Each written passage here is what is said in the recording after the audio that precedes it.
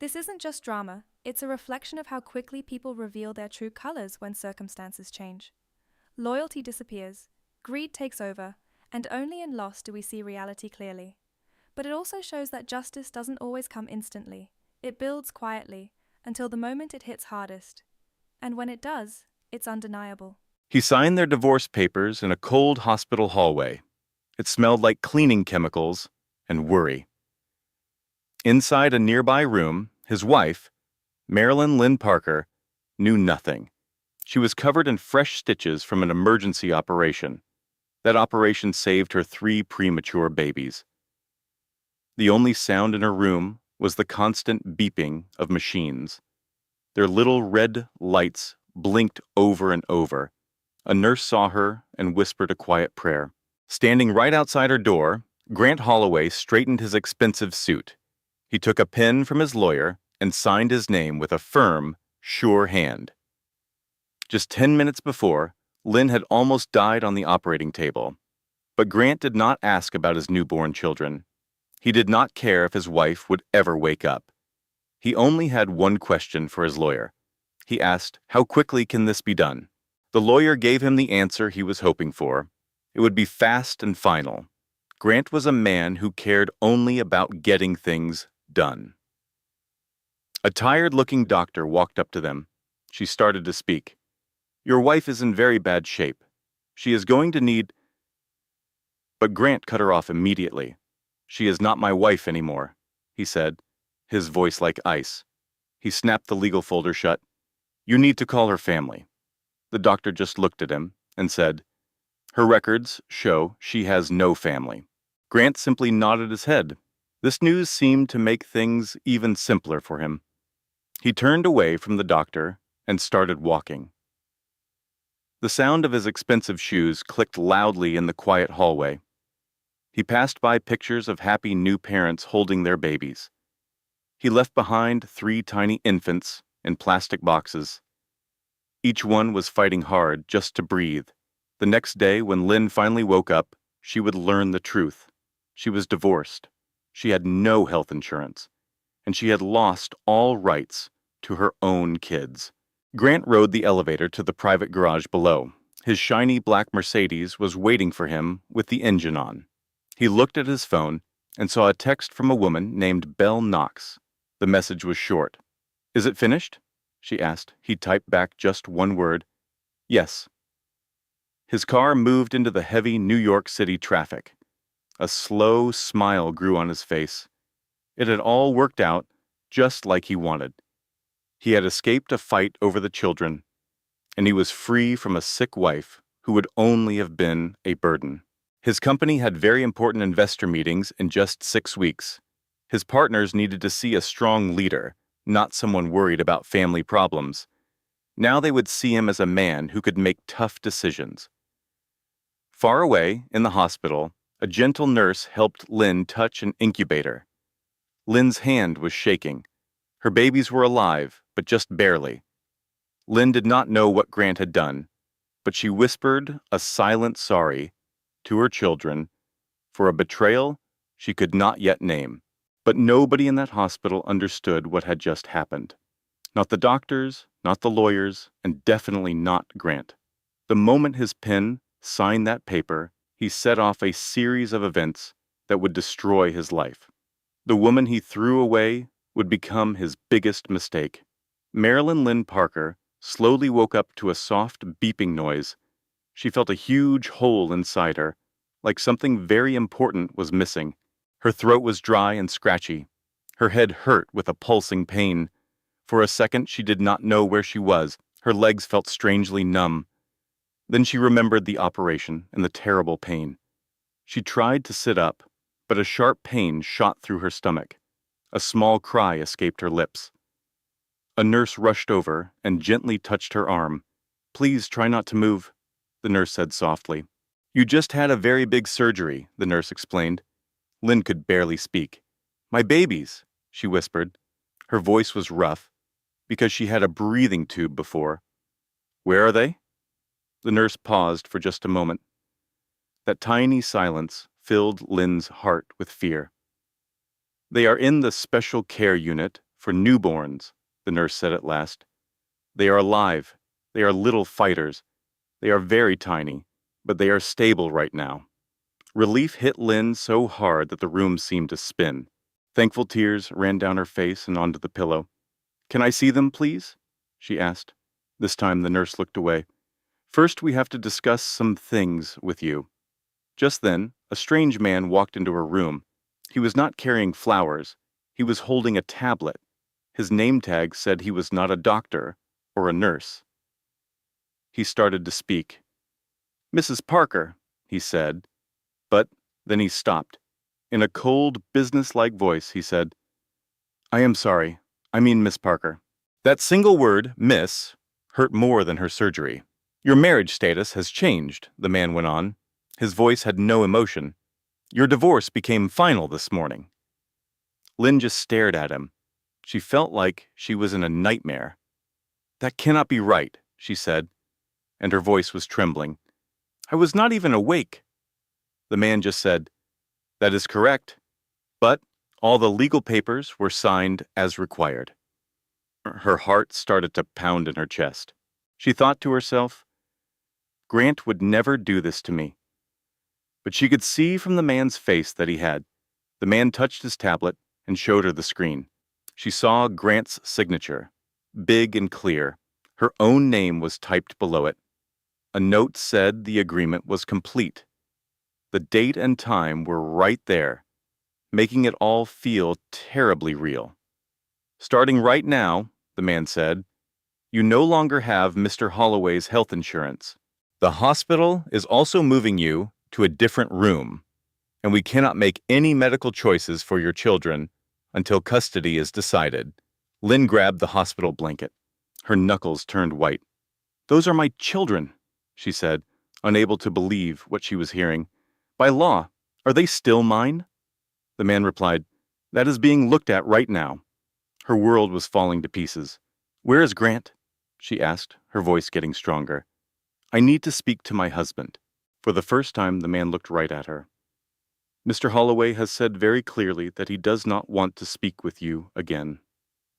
When the man was gone, a nurse came back with a wheelchair, not with kind words. They took Lynn to a smaller room in another part of the hospital. The room had no windows and no medical machines. It was cold and empty. They gave her one blanket and a stack of papers she could not read because she was crying too hard. A few hours passed. A hospital worker pushed her wheelchair down a long hallway. It passed by the newborn care unit. Through a big window, she finally saw her babies. She saw 3 very small bodies. They were hooked up to tubes and wires. They were fighting for their lives, and she could do nothing to help. She lifted her hand toward the glass, but the wheelchair did not stop. In that moment, Lynn saw the whole terrible truth. Grant had not just left her. He had tried to pretend she never existed. That night, alone in her dark room, a quiet knock on the door would change her life. Grant Holloway stood in his penthouse apartment high above Park Avenue. He looked at himself in a mirror that went from the floor to the ceiling. He carefully fixed the cuffs of his expensive shirt. Morning sunlight streamed in through the giant windows. The city of Manhattan looked neat and perfect below him. He felt like he controlled it all. This was the world he had made for himself. Everything in his life was planned, organized, and exactly how he wanted it. His phone vibrated on the smooth marble counter in his kitchen. A notice popped up for a 9 o'clock breakfast meeting with his investors. He drank his black coffee and looked at messages from the night before. His business partners had sent supportive texts and a few polite questions. There were no angry phone calls. There were no surprises. His lawyer had kept his promise. The divorce was handled perfectly and without any mess. He had not slept much, but he did not care. He felt like a huge burden had been lifted from him. He was finally done with annoying hospital visits. There would be no more emotional talks. He would not have to make any more excuses. As soon as Lynn's pregnancy got difficult, she became a problem he had to solve. To him, 3 premature babies were not a gift. They were a huge risk, and Grant Holloway always got rid of his risks as soon as he could. He took his phone and called a number he knew very well. He knew it long before he signed any divorce papers. When Belle picked up, he said, "It is finished." He heard her happy, carefree laugh. "I knew everything would be fine," she said. "You just had to decide." A small, sure smile formed on Grant's face. "I always decide," he said. That night, Grant met Belle at the Plaza Hotel for a very public but carefully planned appearance. It was not a big announcement, but a smart way to let the world see them as a couple. Their goal was to create a new narrative of a fresh beginning. Belle was the kind of woman who could match his ambition, not someone who would ever hold him back. As Grant took the elevator down to the lobby, a deep and complete feeling of success washed over him. He was now in total control of the entire narrative. To everyone else, he was the strong chief executive officer making difficult but essential decisions.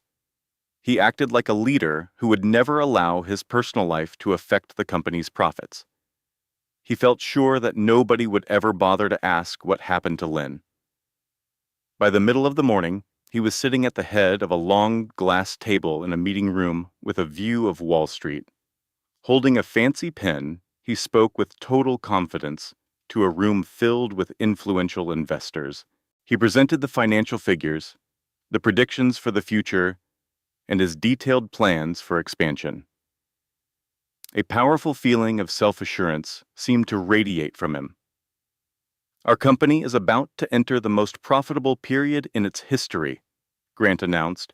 "We have zero distractions and have tied up all loose ends." The investors around the table nodded, obviously impressed by his control of the situation. Right at that moment, his assistant quietly entered the room and bent down to whisper to him, "Sir, we have a problem with one of our funding sources." In a flash, the confident look on Grant's face disappeared.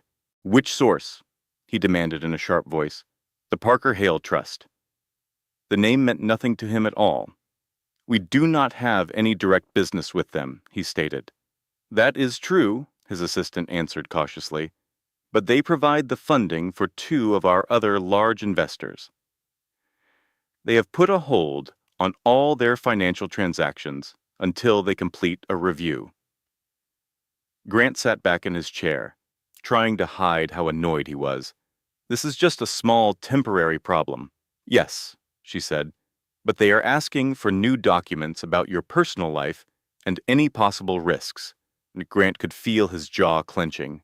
"I will take care of it," he said, dismissing her with a wave of his hand. The meeting continued, but the atmosphere in the room had changed. For the very first time that day, a tiny bit of doubt started to grow in Grant's mind. He ignored it, thinking about his team of powerful lawyers and important connections.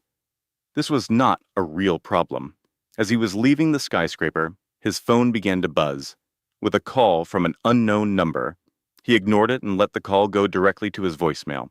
Many miles away, inside a sterile hospital room, Marilyn Lynn Parker had no idea that her family's name was being discussed in powerful boardrooms. He had felt so certain that she could never affect his world ever again.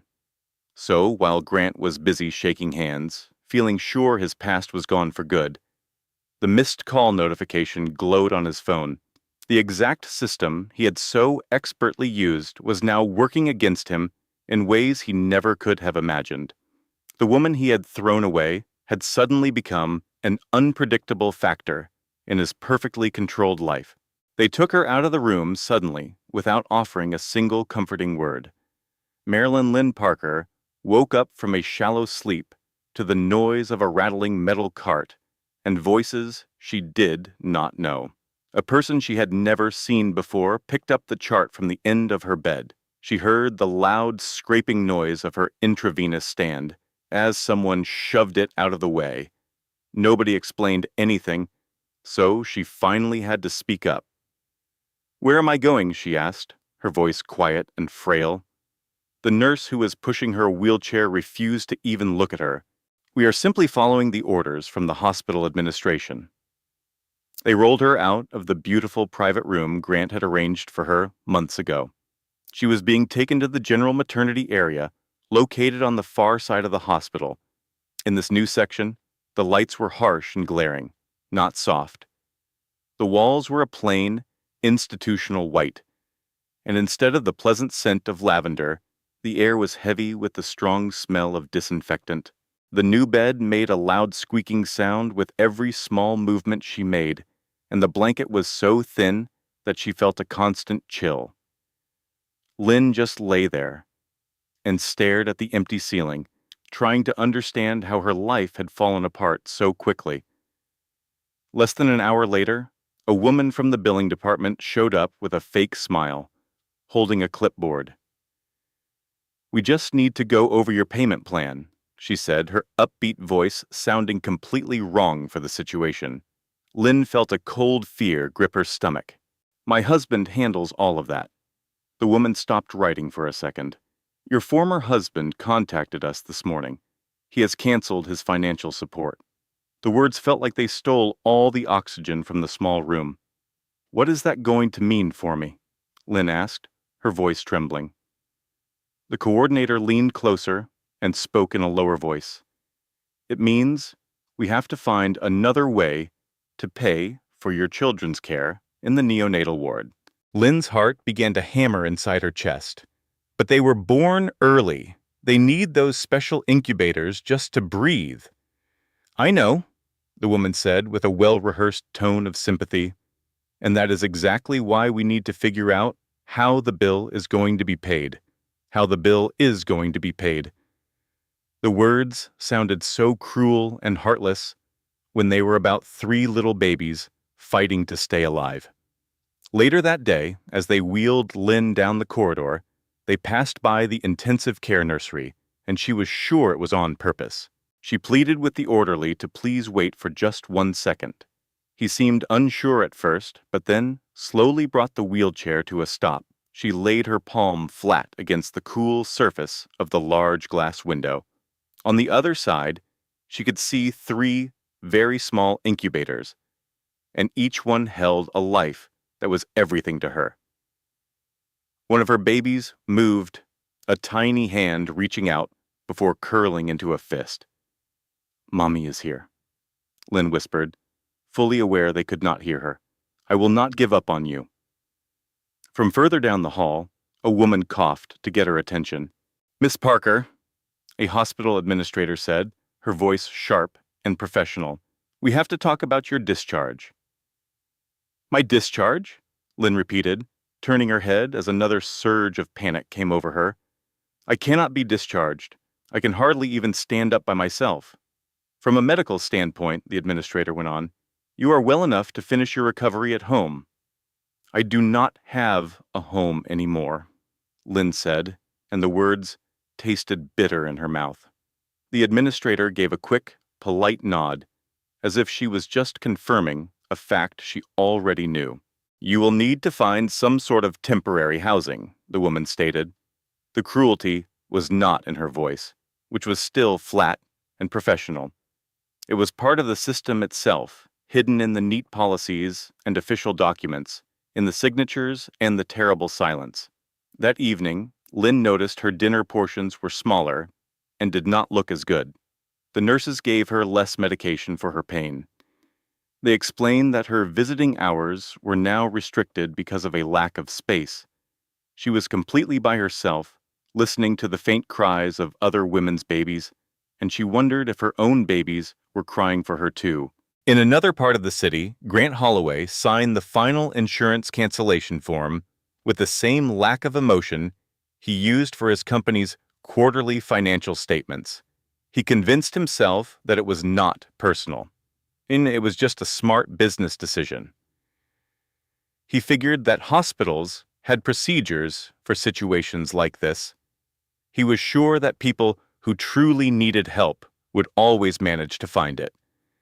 Back in her hospital room, Lynn looked at her phone, reading the same messages she had sent to Grant just a few hours ago over and over. Not a single message showed that it was delivered. He had completely blocked her number. With shaking hands, She started to type one final message, even though she was certain he would never get it. They need me. Please. She could not make herself hit the send button. Instead, she turned onto her side, pulled her arms around herself as tightly as she could, and allowed the horrible, complete truth to finally overwhelm her. Grant had done much more than just abandon her.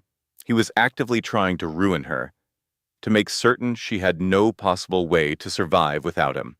As the hospital lights were dimmed for the night, Lynn closed her eyes. She had no idea that another person had been observing her entire terrible situation. In a quiet part of the hospital, a single choice was about to be made, a choice that would completely destroy Grant's cold and heartless plan. That decision was made inside a small office at the very end of the intensive care unit, a place far removed from the administrators with their spreadsheets and rules. Dr. Naomi Reed stood with her arms crossed, looking at a patient file on her computer screen. The monitor displayed 3 different patient identification numbers for 3 premature babies, each one needing a breathing machine, and all of them were now marked with a payment alert. She had seen this kind of situation before. It did not happen often, but it was not anything new to her. It was the result of money and power interfering in decisions that should have been made with basic human kindness. Naomi removed her glasses and squeezed the top of her nose. She had been a doctor for premature babies for more than 20 years. She had seen tiny infants fight against unbelievable odds, and she had seen others lose their fight because a man in an expensive suit decided their medical care was too expensive. The hospital had a term for it: standard procedure. It was a sterile phrase for an act of pure cruelty. A nervous young nurse stood in Dr. Reed's doorway, speaking in a voice just above a whisper. "Dr. Reed, administration sent me.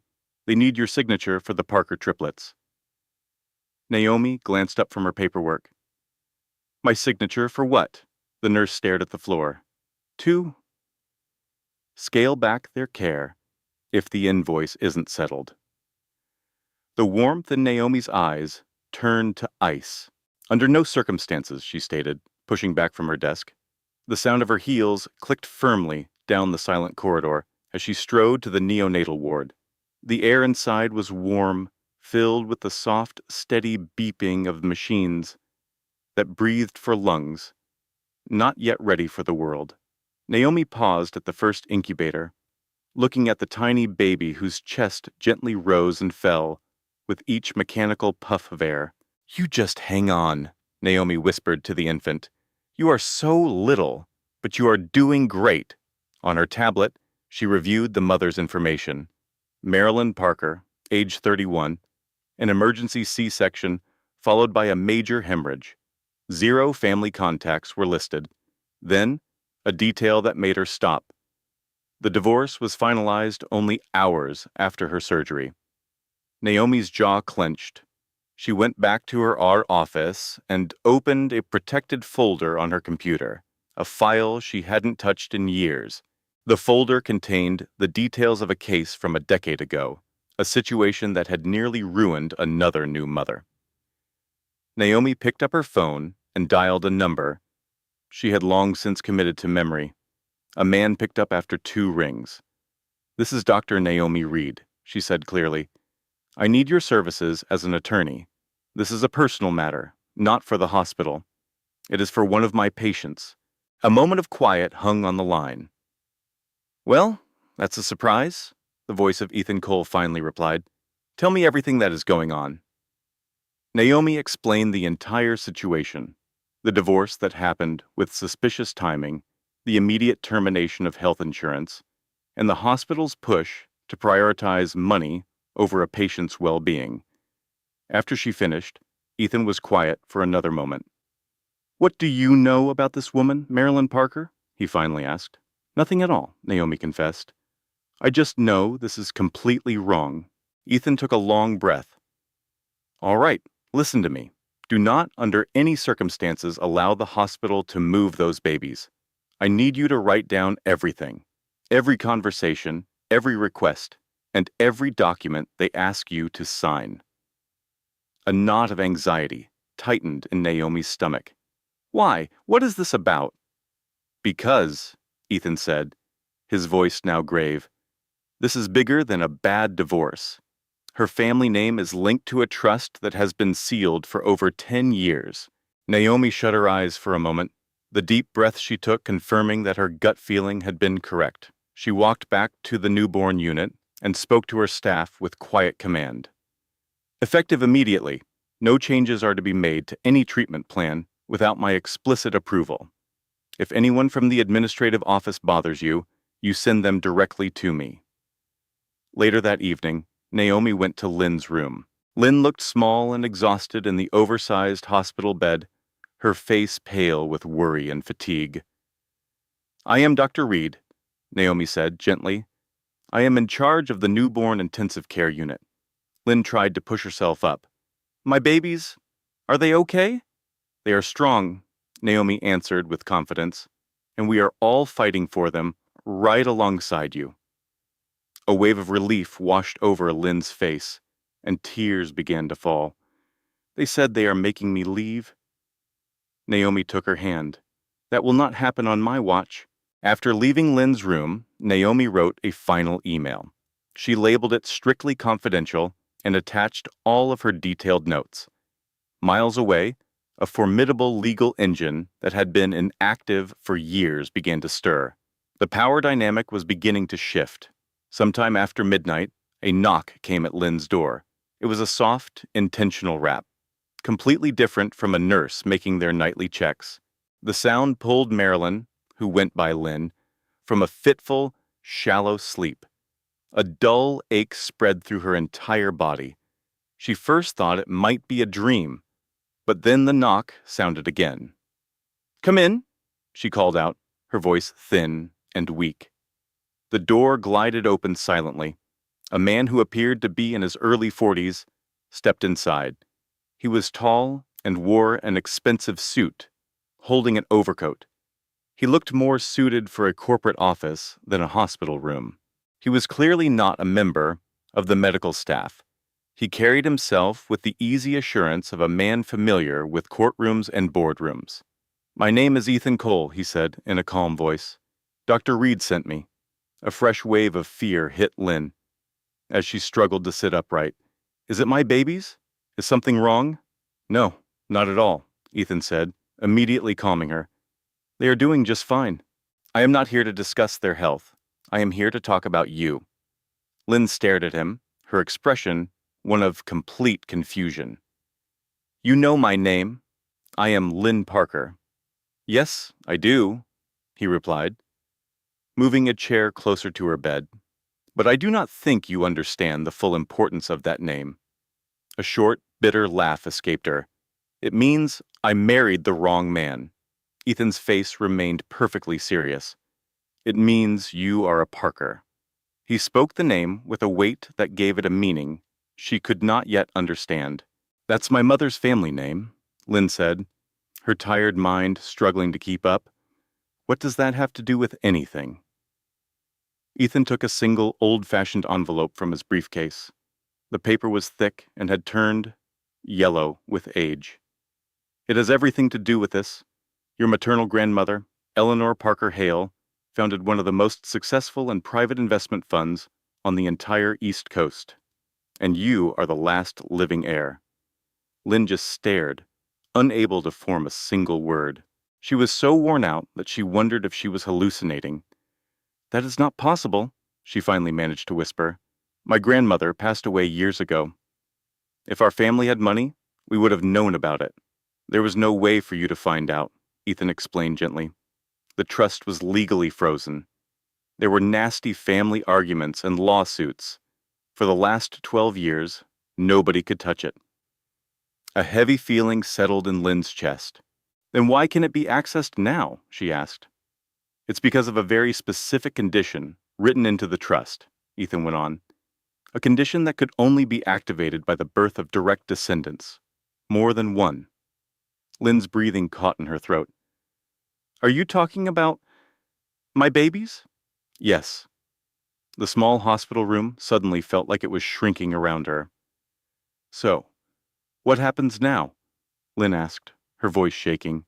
"Can I get the money?" Ethan shook his head. "Not right away. There is a mandatory 90-day waiting period for the final accounting to be done. The funds are locked until that is over." The tiny flicker of hope inside her died out. "So it does me no good right now," she whispered, defeated. "Oh, it is more valuable than you realize," Ethan said, leaning forward. "The moment that condition was met by the birth of your children, you were granted a unique and protected legal status. The things your ex-husband did, like canceling your health insurance and interfering with your baby's medical care, are now part of a legal record. They are now viewed as illegal attempts to cause financial injury to a person with special legal protections." Lynn's hands started to shake. Grant had no idea about any of this. "No, he did not," Ethan confirmed. "And it is going to be the biggest mistake of his life." Fresh tears rolled down Lynn's cheeks, but they were not tears of sadness. They were tears of pure validation. This was the proof she so badly needed. It showed her she was not crazy, and that he truly had tried to make her disappear. "What's our next step?" she asked. Ethan snapped his briefcase shut with a loud click. "For now, we do nothing. Our only responsibility is to keep you and your children safe until you can take possession of what belongs to you." He stood up to go, but stopped at the door. "One more thing. Starting right now, every single thing Grant does is being monitored." After Ethan was gone, Lynn fell back against her pillow, her mind racing as she stared at the ceiling tiles. For the first time since she had woken up in this hospital all alone, she did not feel invisible anymore. On the other side of the country, a massive sleeping fortune had just awakened to its rightful owner. It was now just a matter of time before the man who threw her away would learn the truth about the woman he had tried to break. The 90-day audit period seemed perfectly reasonable in writing, but to Lynn, it felt like a lifetime. 2 days later, Marilyn Lynn Parker was formally discharged. A nurse gave her a prescription she had no money to fill, and paperwork that made it seem like she had a home and a supportive family to go to. She had none of those things. She walked out of the hospital wearing a coat someone had loaned her, holding a small bag that felt like it held nothing at all. Her arms ached to be holding her newborn children. Instead, she was holding a plastic folder full of papers, and her body was sore with a new kind of pain. She stood on the sidewalk and looked at her phone. $47. It was every penny she had in the world. It was enough for one ride. She called an Uber, since it was less than a taxi, even though she had nowhere to go. The driver's gentle voice asked, "Where to?" Lynn had to clear her throat to speak. "I need to find a weekly room rental, somewhere in Tusco." The driver simply nodded, showing no judgment at all, and pulled out into the flow of traffic. The room she ended up in was in a distant neighborhood of Queens.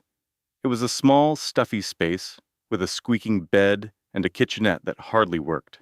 The room smelled strongly of stale coffee and cleaning supplies, but Lynn was deeply thankful for it. In this place, she had privacy.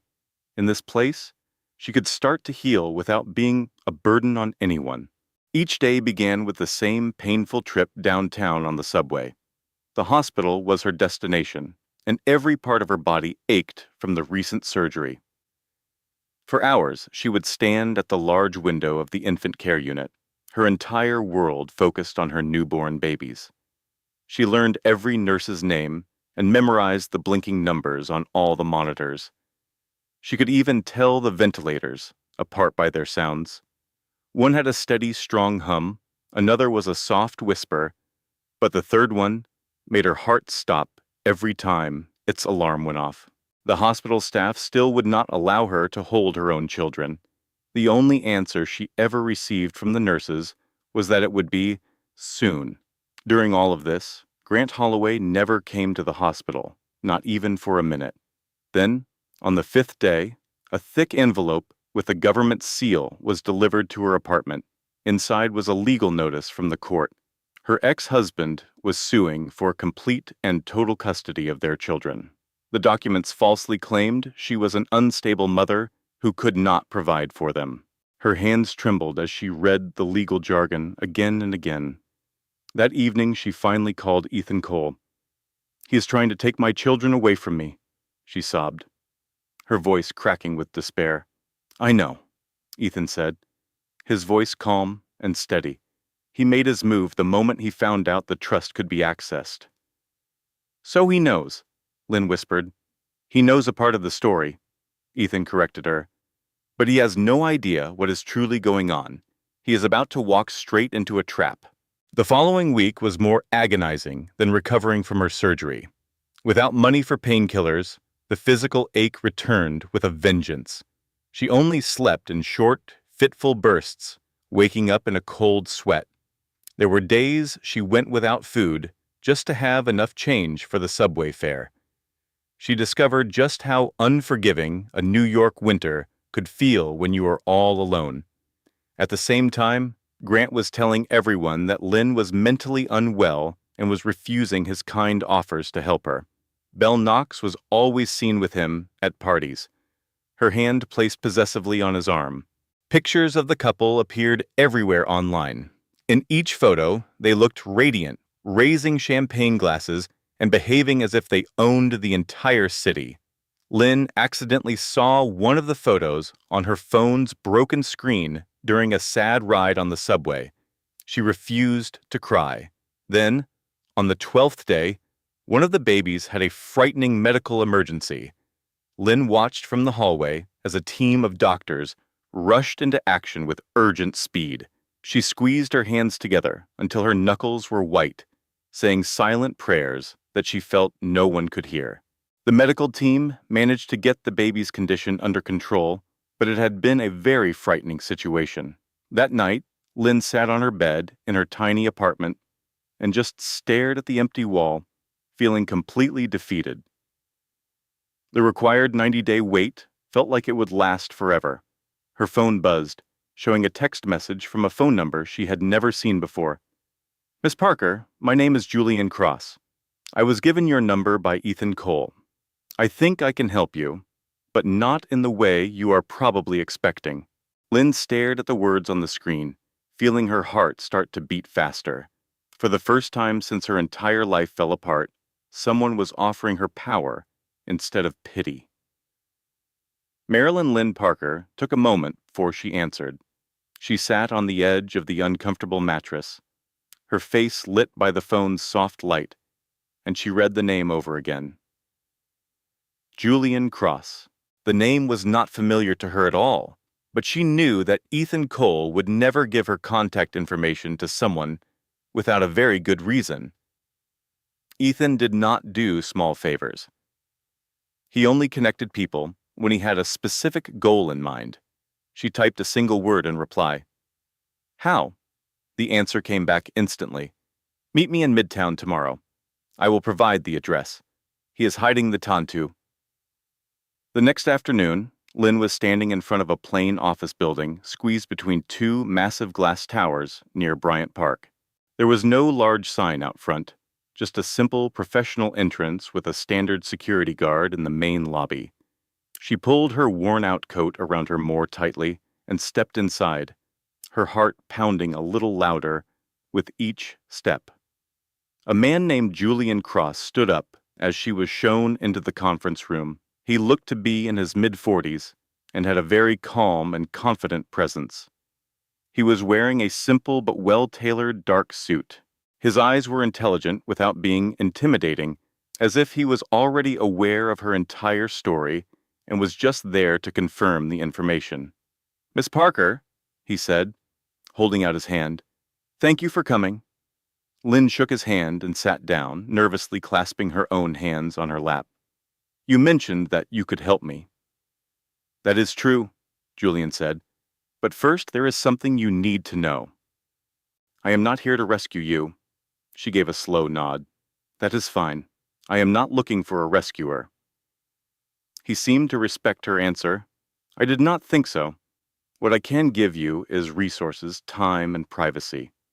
He pushed a folder across the large table. Inside, she found a series of carefully arranged papers.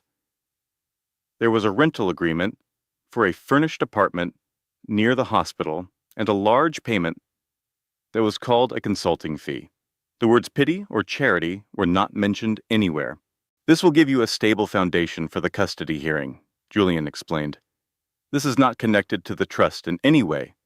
It will not make your ex-husband curious, and it cannot be held against you in court. Lynn looked at the papers, completely stunned. Why would you do all this for me?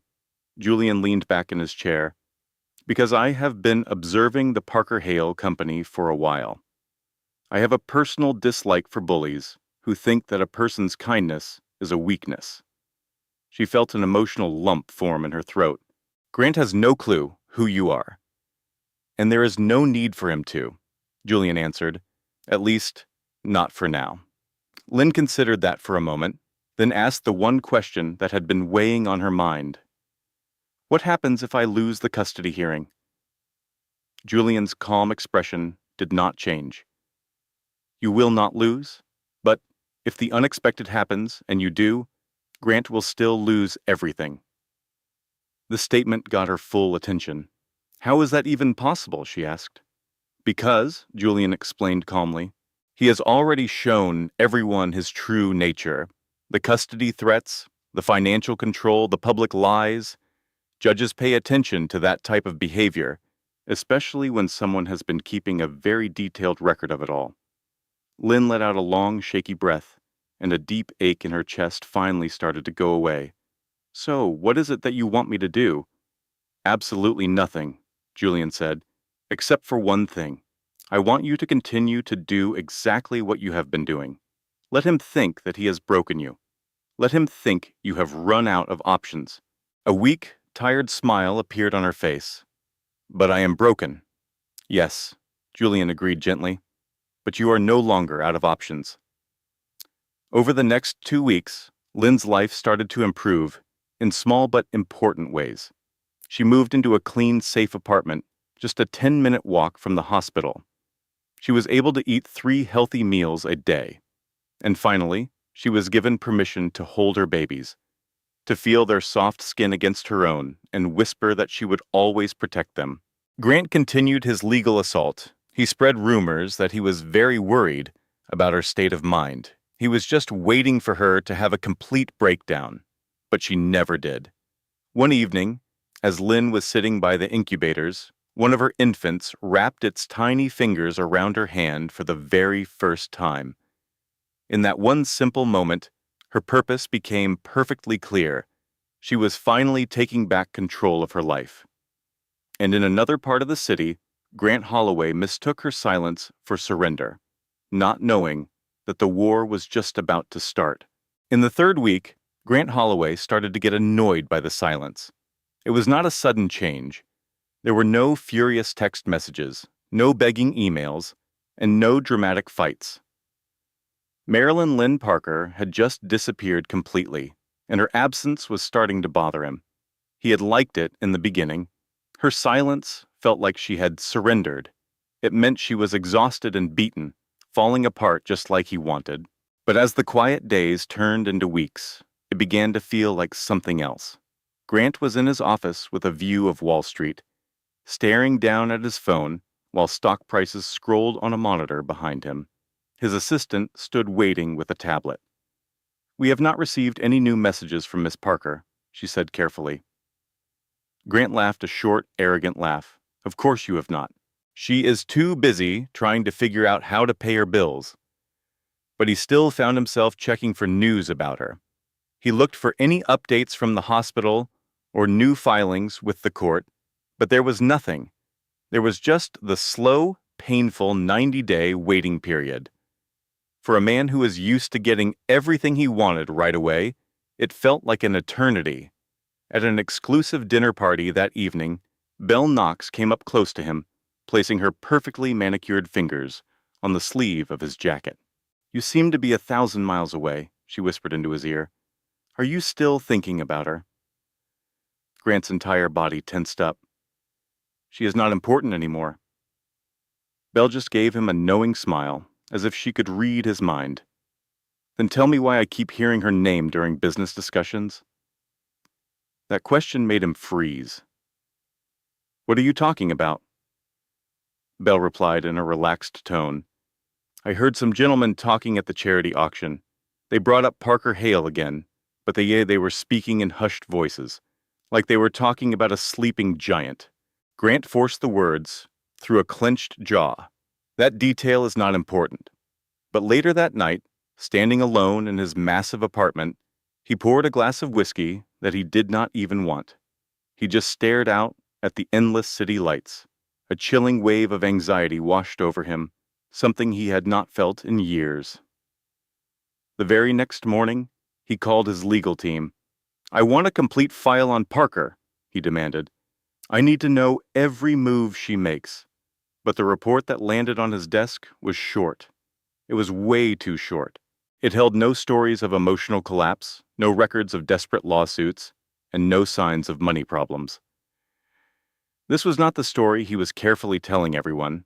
At the same time, Lynn's life had found a peaceful rhythm Grant could never have predicted. Her mornings were for the neonatal intensive care unit, her afternoons were for resting, and her evenings were for studying legal documents from Ethan. She did not argue. She did not complain. She was simply getting ready. Julian Cross only called when it was a true emergency. His updates were always brief and to the point. He had given her one simple but powerful instruction. Say nothing at all, and let Grant do all the talking. He explained that every word Grant spoke into the silence would become another brick in the wall of his own prison. And Grant was definitely talking. He filed a new request for custody. This time it was much more vicious, claiming Lynn was emotionally unstable and her home was not safe. He even leaked his fake concerns to a reporter he knew, making sure not to use Lynn's name. He was trying to get a reaction out of her. He was desperate for any kind of response from her. But the only thing he received was complete and total silence. There was no angry statement to the press, no tearful interview on television, and no public breakdown. Toward the end of the fourth week, a small investor suddenly canceled a meeting. Then that second one did the exact same thing. A third began asking sharp questions about his personal legal troubles. Grant took all his anger out on his assistant, blaming his problems on bad luck and a shaky market. But late one night, as he sat all by himself in his dark office, he found a private memo he was never supposed to see. It showed a huge transfer of money linked to the activation of an old family trust. His hands froze just above the keyboard. The name on the document was Parker Hale. At that very same moment, on the other side of the city, Lynn was gently holding her tiniest baby to her chest. She could feel the soft, steady heartbeat of a life she had almost lost. For the first time in a very long time, Lynn was not scared to wait, because she now understood something Grant never would. Her silence was not a sign that she was weak. Her silence was her greatest strength. And just as Grant Holloway started to feel the ground shift beneath him, he made a terrible mistake. He decided to push even harder, not knowing that every move he made was only pulling the trap tighter around himself.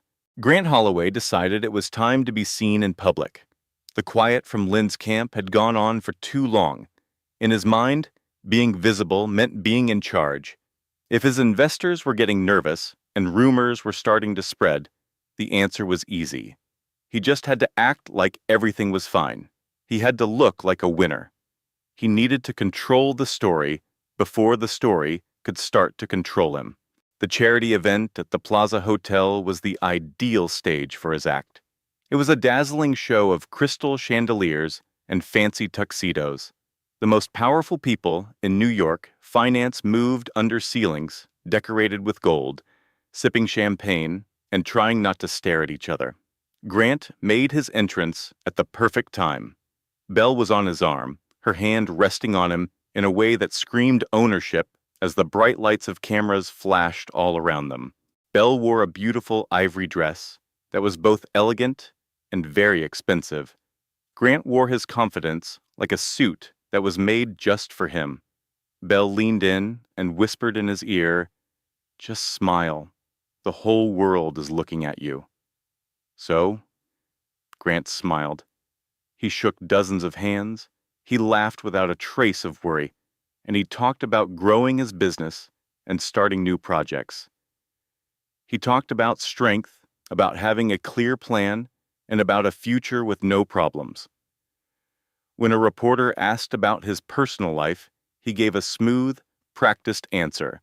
Sometimes, he said with a relaxed shrug of his shoulders, you have to make tough decisions to protect what you are building. His words worked perfectly. People nodded their heads with looks of respect and sympathy. All through the huge ballroom, investors began to whisper to one another. They were not talking about Lynn.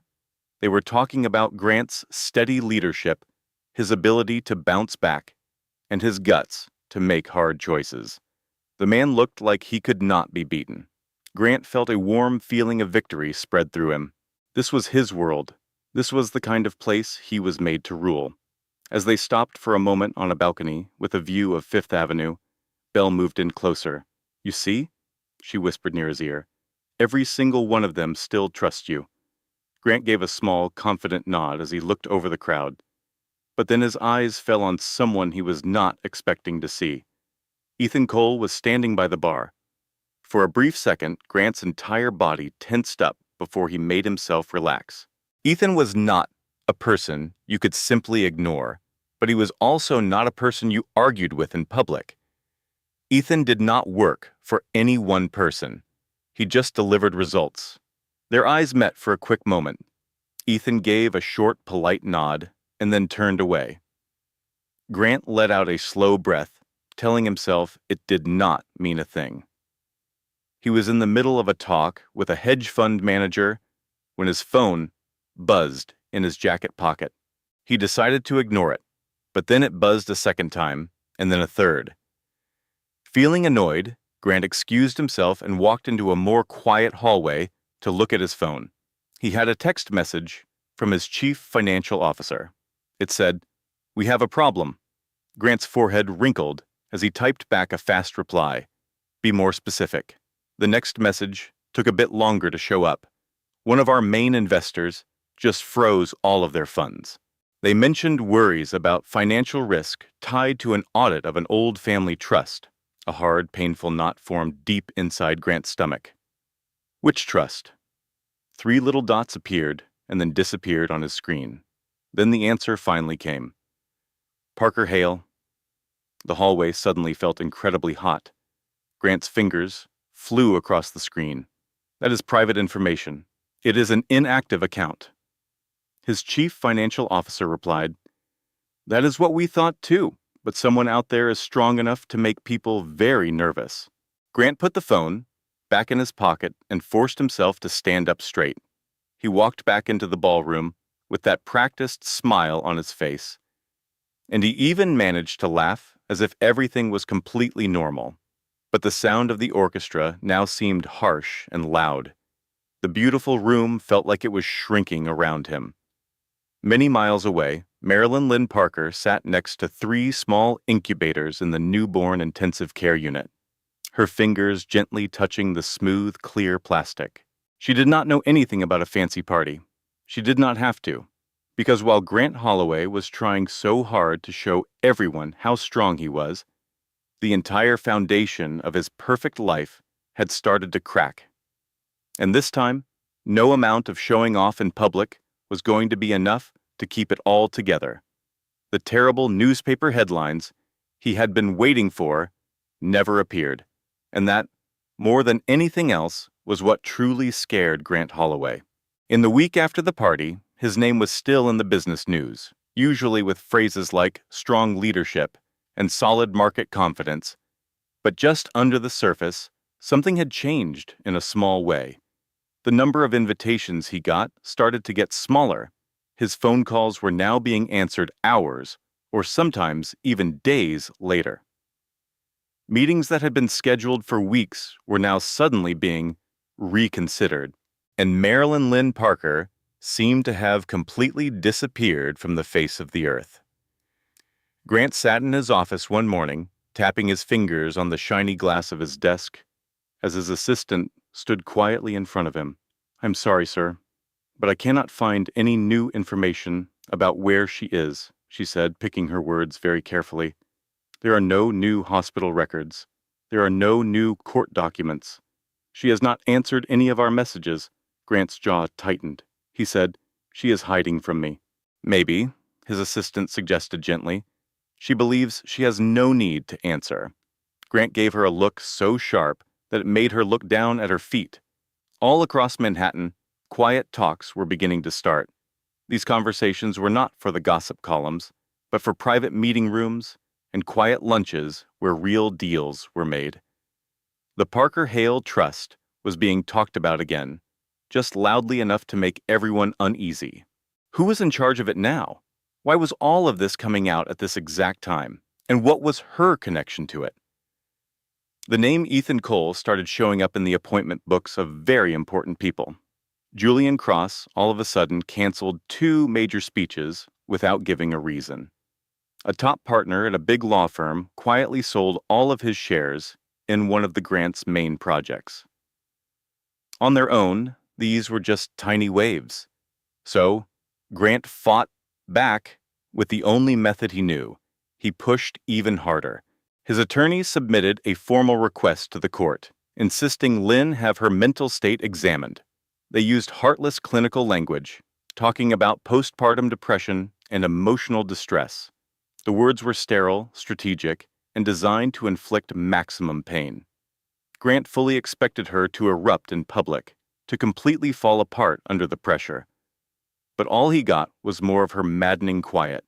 The court simply mailed a letter confirming they had received the documents. That was all. That evening, Grant poured a glass of whiskey and stood by himself in his penthouse, gazing down at the city lights glittering far below. Bell was out late once again. He honestly did not care. His thoughts were completely consumed by one single issue. By all logic, Lynn should have broken down completely by now. Instead, Lynn's life settled into a calm and steady routine. The babies were slowly gaining weight. The progress was small, but it was enough to make the nurses exchange hopeful glances. She was learning how to hold her infants without being afraid, how to listen to the soft rhythm of their breaths, and how to just be present for hours in the quiet, surrounded by the gentle beeps of the machines. Julian Cross came to see her one time, but his visit was very brief. He did not bring any flowers or give any big speeches about his support. "You are doing precisely what you need to be doing," he told her in a matter-of-fact tone. "I am getting by," Lynn answered, "and right now, that is more than enough." She never once brought up Grant's name. She did not have to. Ethan gave her short, straightforward updates. "He's getting impatient," Ethan told her over the phone. "That is a very positive development." "Why is that a good thing?" Lynn wanted to know. "Because a man in a hurry is a man who starts making errors." One afternoon, while Lynn was softly rocking her smallest baby, a nurse brought something up in a casual way. She mentioned that a journalist had called the front desk a short time ago, asking if Lynn was still checked into the hospital. Lynn's gentle rocking motion came to a stop. She asked the nurse what the hospital staff had told them. The nurse said that they are not allowed to release any patient details. Lynn simply gave a slow nod, her heartbeat remaining perfectly calm and steady. Grant had counted on the entire world to see her collapse, but instead, she had simply vanished from the public eye. There were no desperate pictures in the tabloids, no tearful television interviews, and no dramatic public displays. In a town that thrived on image and drama, her silent disappearance began to create more buzz than any loud accusation ever could. When a woman who is supposed to be a wreck just disappears, people begin to ask questions. What information does she have? Who is supporting her? What is her next move? Grant Holloway could sense the entire mood of the city shifting around him.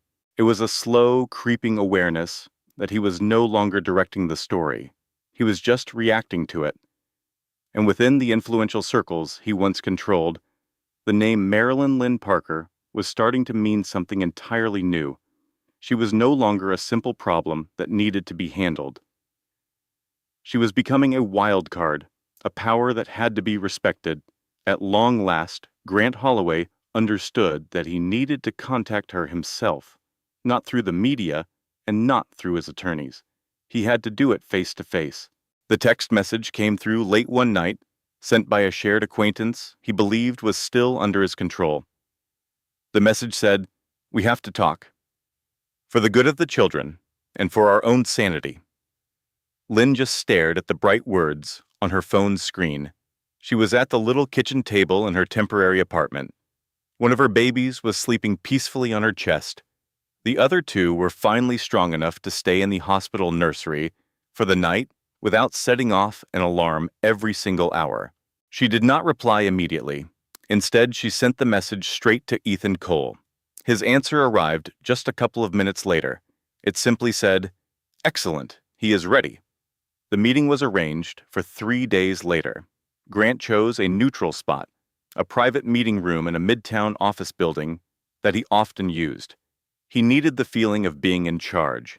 He had to be on his own territory. Lynn accepted his conditions without a single protest. When she got there, Grant was already in the room, standing near the window and looking at his phone. He glanced up when she came in, his expression a carefully managed look of worry, sorrow, and power. He had softened his face just enough to seem like a caring human being.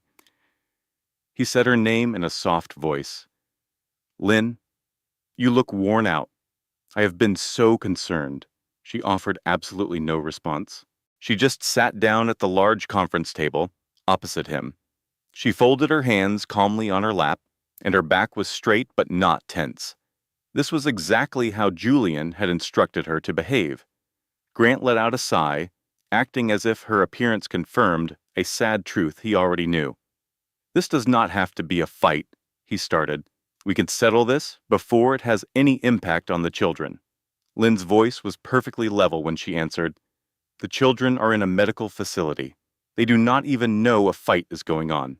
Grant gave a small nod, as if agreeing with her point. He said that was the exact reason they had to establish some stability. "The family courts dislike instability," he explained, "and so do my business partners." And with that single sentence, the real motivation for his offer was made perfectly clear. He went on, saying he had already consulted with his legal advisors. If she consented to a friendly agreement, they could handle everything without any publicity.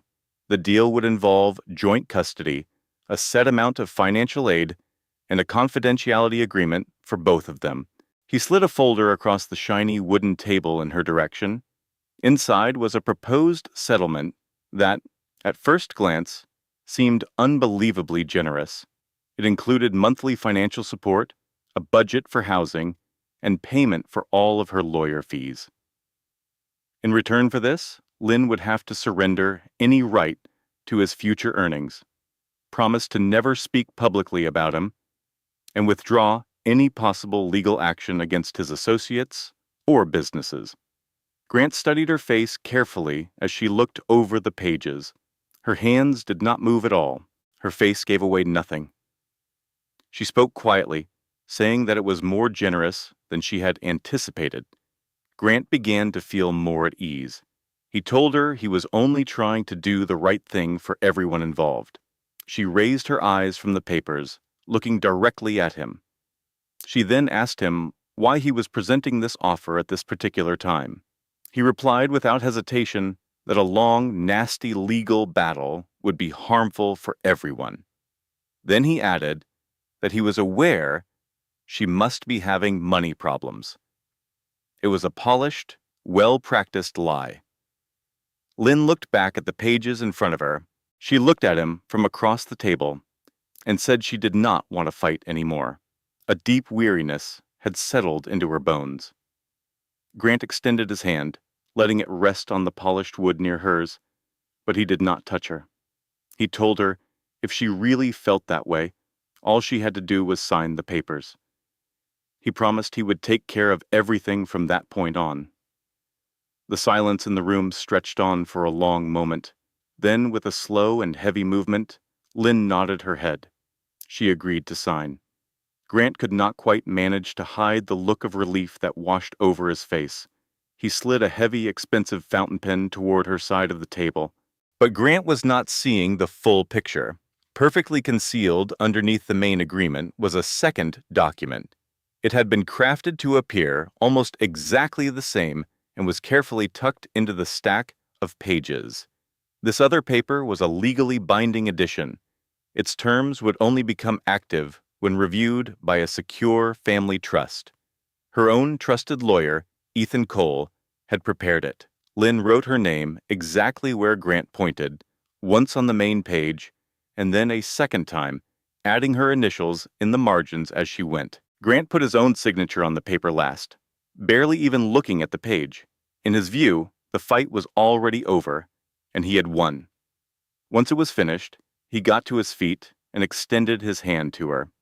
He told her that this was the ideal solution for everybody. Lynn shook his hand and simply said, "Thank you." As she left the room, Grant let a small, pleased smile spread across his lips. He was positive that he had finally closed this unpleasant chapter of his life for good. He had absolutely no clue that by signing that document, he had just legally confirmed the existence of the very trust he was desperate to keep secret. He had just given up the one thing that protected his entire business empire. The paper he signed was not an agreement for peace. It was his permission to set off a perfectly designed trap, a trap that had just slammed shut. The first phone call came at 6:42 in the morning. Grant Holloway was in the middle of his daily exercise routine. The Manhattan skyline was just starting to turn a light gray when his phone started to vibrate on the marble counter. He looked at his phone and saw the name of his chief financial officer light up the screen. A call this early, before the stock market was even open, was almost certainly bad news. "What is going on?" Grant asked, his voice sharp and annoyed. The man on the other end of the line sounded stressed as he reported that they had an extremely urgent issue. He said that 3 of their most critical partners had put a freeze on every single one of their accounts during the night. Grant snatched a towel from a nearby chair. He asked if it was just some sort of temporary security measure. The chief financial officer said no, it was for an unlimited time. They were claiming there were issues with how the clauses in their contracts were written. Grant's jaw tightened. Grant insisted on knowing exactly which contract clauses were creating the problem. A long, tense silence came from the other end of the phone call. When the chief financial officer finally spoke up again, he chose his words with extreme care. He explained that it was related to the clauses in the updated agreement Grant had signed just the previous week. He specifically mentioned the section that was about protected beneficiary exposure. A sudden feeling of intense irritation swept over Grant. He snapped back that it was just ordinary legal text. The chief financial officer answered that everyone had believed that, but now their own lawyers were interpreting things in a completely new way. With a sharp click, Grant ended the call. By 9 in the morning, his email was an absolute disaster zone. He scrolled through a flood of messages demanding urgent answers and notifications about canceled meetings. His calendar, once a solid block of appointments, was now a chaotic mess of warning alerts and deleted events. Grant sat behind his enormous desk, nervously tapping a very expensive pen against his knuckles, fighting to appear calm. In his long career, he had put his signature on thousands of contracts. He was a man who simply did not make these kinds of mistakes.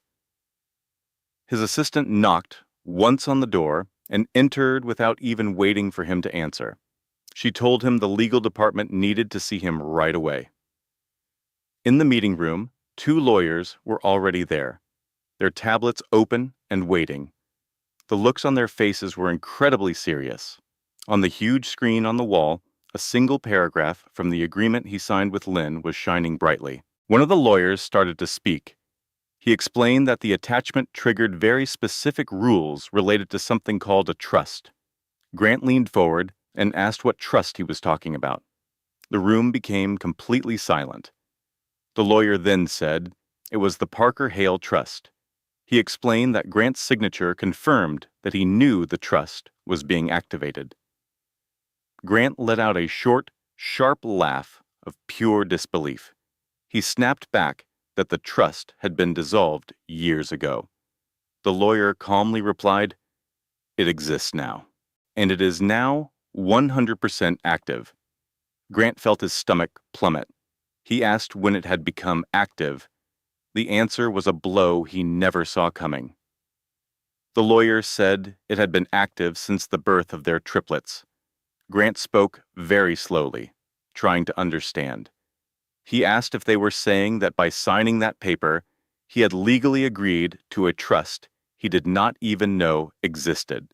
The lawyer said yes, and that it meant anything he did before or after signing could be seen as trying to pressure her financially. Grant jumped to his feet and yelled, "This is completely insane!" He argued that she could not possibly get any of the money yet. The second lawyer replied that getting the money was not the issue. Protecting it was. By noon, the story was spreading through the financial world. A major investment firm suddenly demanded new financial reports. Another business partner started pushing for a complete audit of his company. The huge deal Grant had been working on for months was suddenly stopped for a total review. Grant locked himself in his office. He held the edge of his desk with both hands, struggling to catch his breath. He kept replaying his last meeting with Lynn in his head. He remembered the tiredness in her voice, how she would not look him in the eye, and how easily she seemed to have given up. He had completely misjudged her. On the other side of town, Lynn sat in a quiet meeting with Ethan Cole and Julian Cross. Nobody was celebrating. Ethan looked at his tablet and said that everything was happening much faster than they had planned. He explained to her that her signature had started a much bigger reaction than they were prepared for. Julian agreed with him. He said that Grant was now in a very vulnerable position, and he was fully aware of it. Lynn looked down at her hands, which were resting calmly in her lap, and asked what was going to happen now.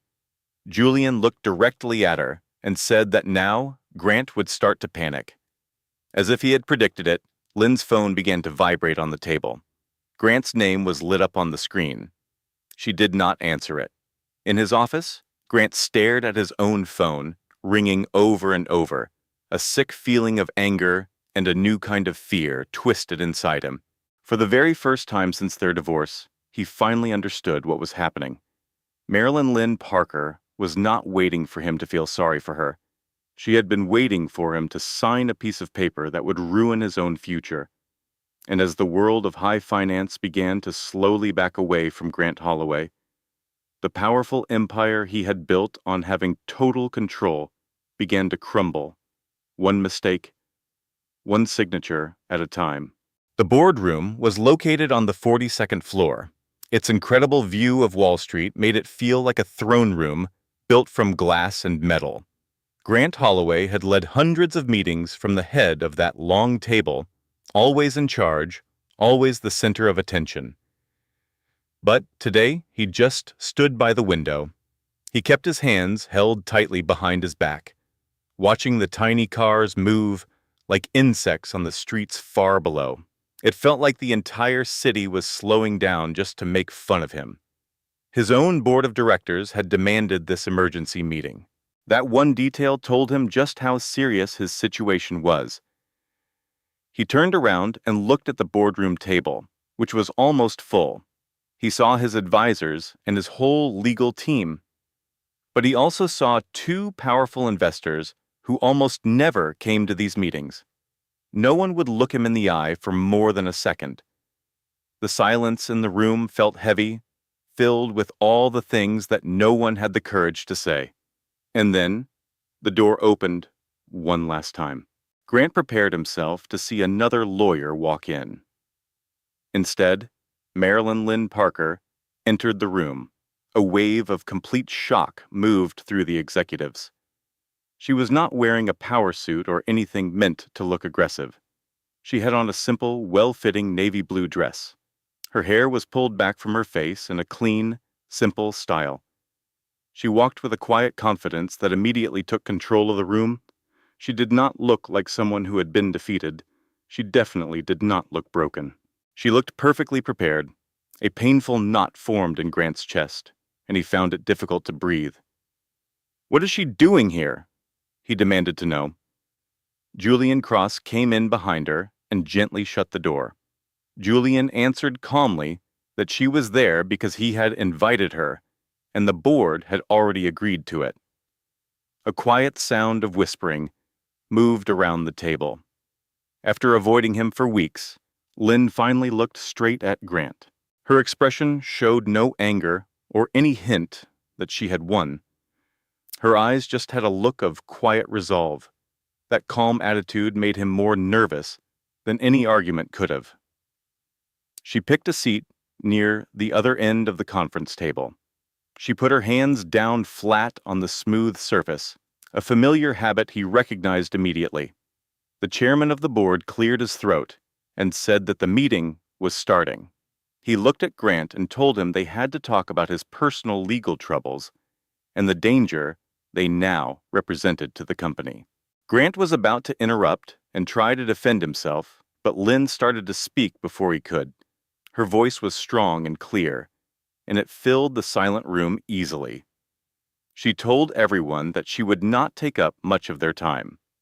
She said she was not there to discuss their marriage, but to explain the business risks that everyone in that room was now dealing with. Many of the board members turned their complete attention toward her. Lynn then said that the Parker Hale Trust had finished its initial review. She explained that the funds in the trust could not be touched yet. But, she said, the legal protections for the people who would benefit from it were now fully active. This meant that any business partner who used aggressive tactics would be forced to go through a careful second review. Grant felt all the blood rush from his face. He tried to claim that this was not possible. Julian stopped him. He confirmed that it was very possible and that all the necessary documents were already filed. A large screen at the front of the room came to life. It showed a history of important dates, legal papers, and private emails. Grant saw his own signature on legal documents, but they were now being shown in a way he had never imagined. Lynn continued, saying that this problem did not need to become a total catastrophe. It was just a matter of taking responsibility. The chairman coughed and asked if she was planning to sue the company. Lynn just shook her head. "No," she replied. Grant could only look at her, completely unable to speak. She continued, "I am setting a boundary. I want a complete separation between my children and a way of life that cares more about appearances than about people." A deep silence fell over the boardroom.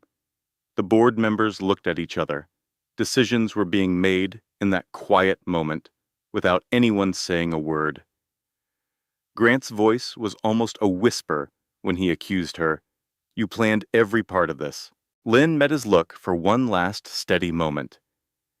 "You are mistaken, Grant," she corrected him softly. "I survived you." After saying those words, she stood up and gave a quick, polite nod to the board members. "I have nothing else to say." She then turned around and walked out of the conference room, with Julian following right behind her. The lock on the door clicked shut, sealing Grant in his loneliness at the head of the long table. He was now surrounded by men who no longer saw him as their leader. In one single brilliant move, Marilyn Lynn Parker did what no one thought was possible. She had not begged for help. She had not blamed anyone. She simply walked back into his world and let the facts speak for themselves.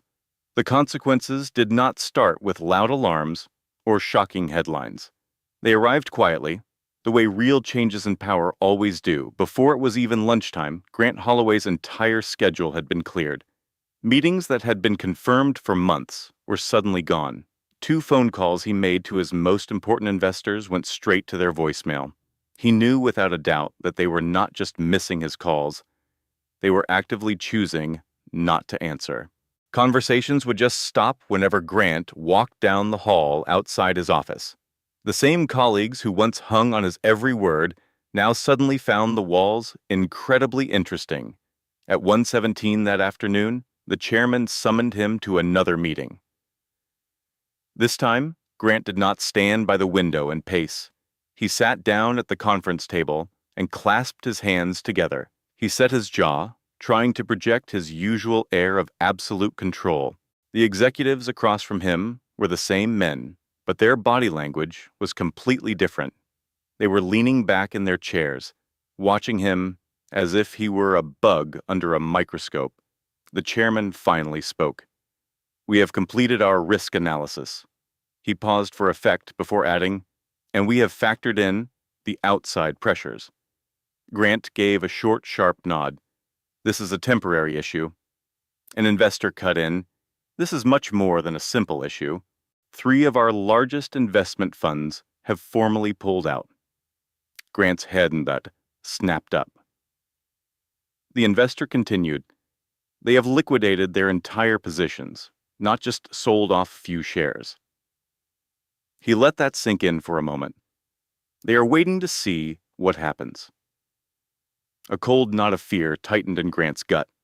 Waiting for what? The answer came from a different man, and it hit him like a punch to the gut. "With you in charge."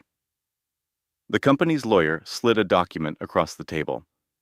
"Your actions were not illegal. However, your behavior creates a massive risk to our brand and leaves us vulnerable to compliance problems, especially with this new information about the trust." Grant slammed his hand flat on the table, shoving the document away. "I am the man who built this company from the ground up." The chairman looked at him with a blank expression. And for a great many years, that worked out for everyone. A heavy silence hung in the air between them. "We are using the emergency clause," the chairman said flatly. "Effective immediately, the board is appointing an interim chief executive officer. We are launching a complete investigation into your time here." Grant let out a short, bitter laugh.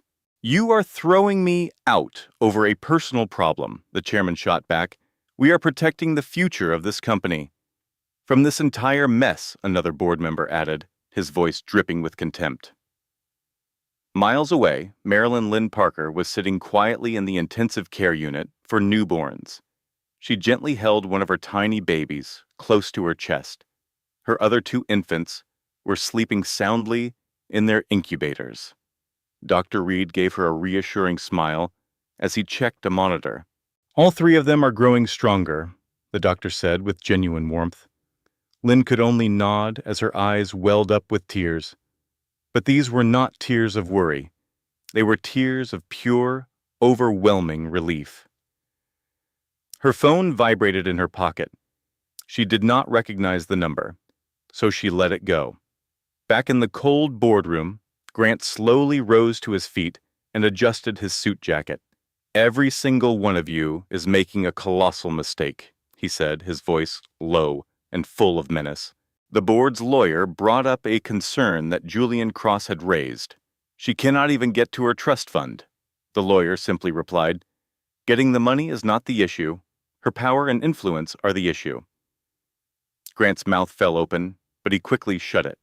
For the first time in his entire career, he was utterly lost for words. Later that evening, a carefully written email was sent to the entire company, announcing a temporary change in leadership.